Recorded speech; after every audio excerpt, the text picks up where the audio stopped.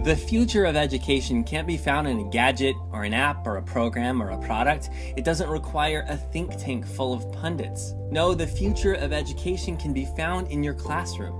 Your classroom is packed with creative potential.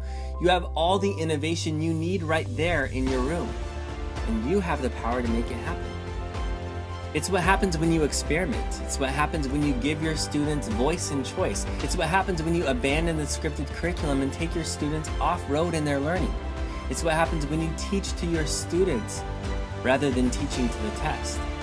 It's what happens when you unleash the creative power of all of your students, when you make the bold decision to let them make things and design things and solve problems that they find relevant. Sometimes it's messy and even confusing. It often looks humble.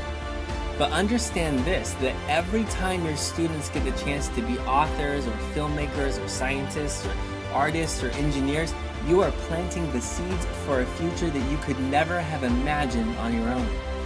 That's the power of innovative teachers. That is why the future of education is you.